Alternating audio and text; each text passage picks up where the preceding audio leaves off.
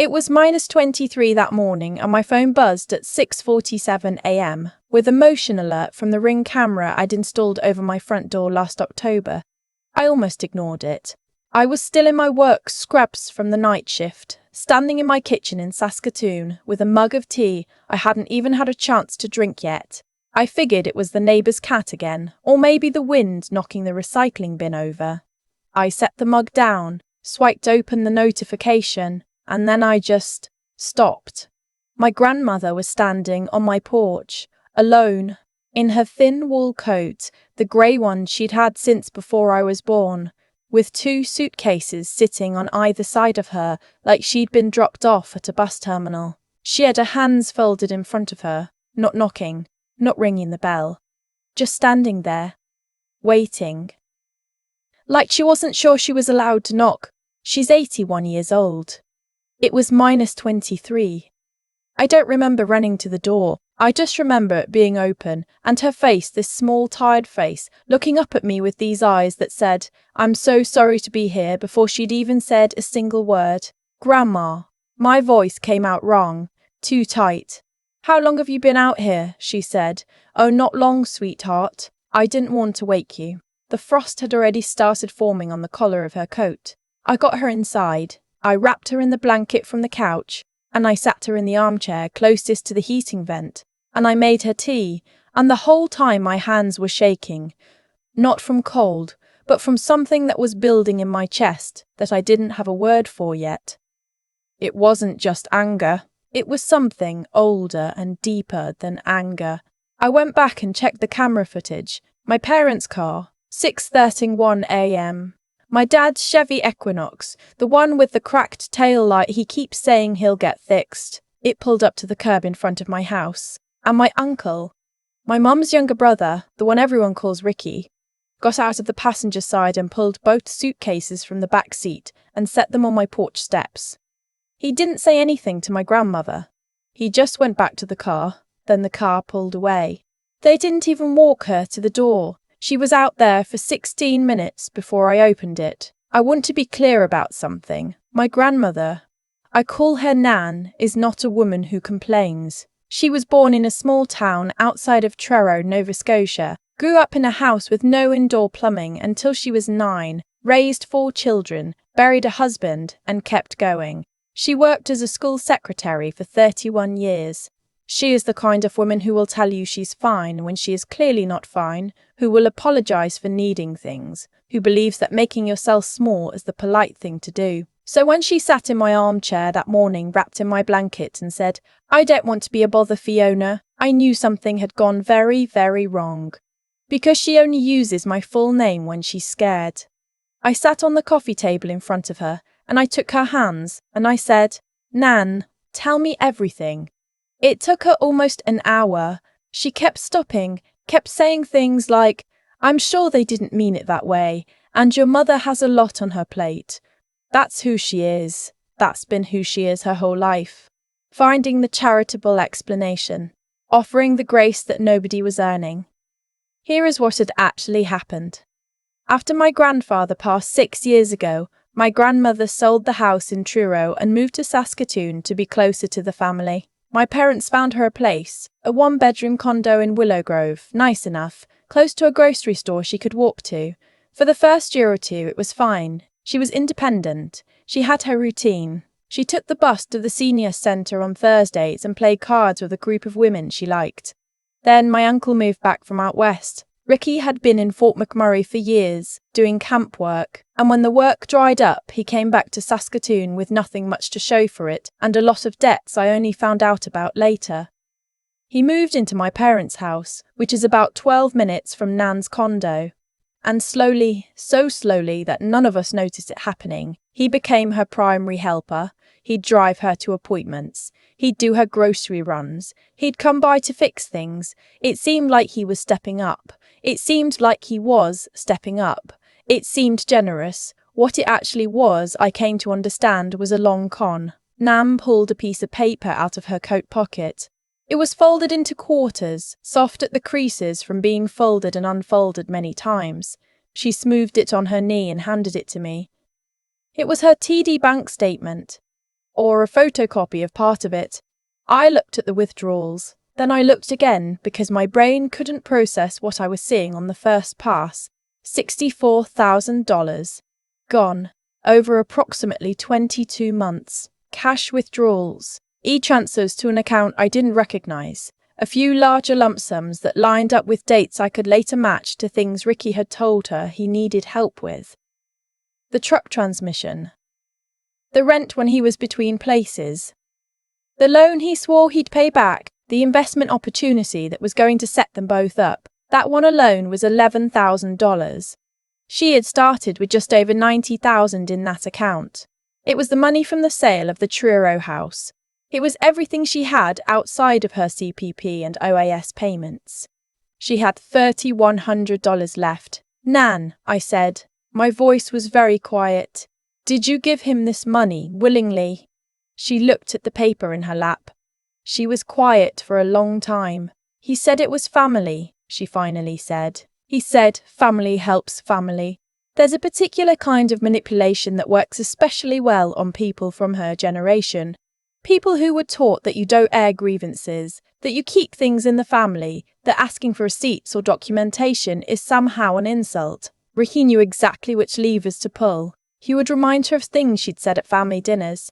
Things like family comes first and we look after our own, and then he'd use those words like tools. He'd make her feel like asking questions was the same as not loving him. And my parents knew. That was the part that took my breath away when I finally understood it. They hadn't just failed to stop it, they'd enabled it. My mum had co-signed one of the e-transfers. She'd been in the room for at least 2 of the conversations where Ricky had asked Nan for money. She knew about the so-called investment. She'd said nothing, done nothing, and when Nan had finally gotten scared enough to start asking where her money was going, when she'd asked my mum directly, face to face over coffee in my parents' kitchen, my mum had told her she was confused, that she'd always had trouble with numbers, that maybe she should let someone else manage things for her. My grandmother is not confused. She never has been. She balances her checkbook by hand to this day. The morning they dropped her on my porch was the morning after Nan had told my mum she wanted to go to the bank herself to look at her account. She'd said she wanted to call me. My mum had told her that I was too busy, that I wouldn't understand, and then I'm piecing this together from what Nan told me, and what I later confirmed. They'd gotten into an argument. The first real argument Nan had ever had with my mother in her entire life, and by morning they'd packed her suitcases and driven her to my place before I was even awake. They were trying to shut her up by moving her out of their orbit. I took a breath. I went to my bedroom and I got my notebook. I'm a practical person. I've always been a practical person. It's the nursing in me. And I came back and I sat down and I said, Nan, I need you to tell me everything you can remember. Dates, amounts, what was said, who was there. Take your time. We're not in a rush. We sat there for 3 hours. When we were done, I had 6 pages of notes.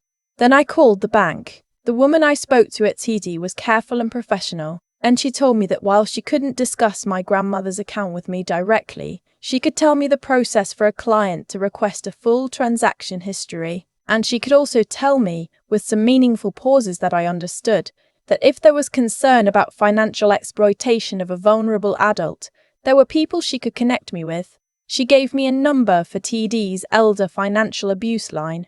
Then I called my Nan's family doctor. I'd actually driven her to that clinic a few times over the years, and the receptionist knew who I was.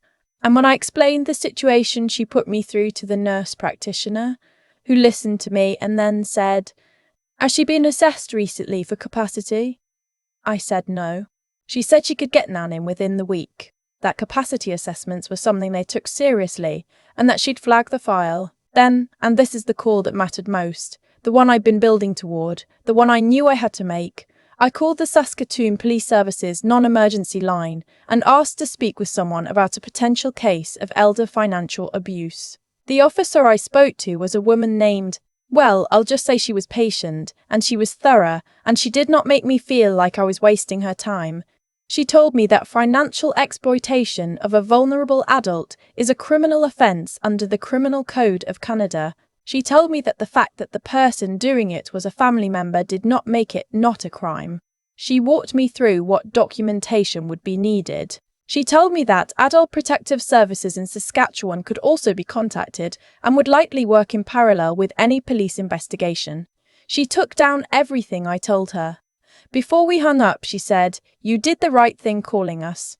And you did the right thing taking her in." I didn't cry until after I put the phone down. In the weeks that followed, everything moved slowly, and then all at once, the way these things tend to. Nan's bank did a full account review and confirmed the transaction history I'd already pieced together from her records. Because several of the transfers had crossed into another province, Ricky had briefly moved back to Alberta in the middle of it. It became a file involving the RCMP as well as local police. A financial crimes investigator contacted me in early March. My grandmother had a capacity assessment and came through it exactly as I expected she would. Sharp, oriented, articulate, and absolutely capable of making her own decisions. The nurse practitioner's note specifically said there was no evidence of cognitive impairment, and that her account of events was consistent and coherent.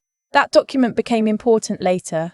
I connected Nan with a lawyer, not a big fancy firm, a legal aid clinic affiliated with the University of Saskatchewan's law school, because I looked into it and found they had a seniors law program. The law student she worked with, supervised by an actual lawyer, was meticulous.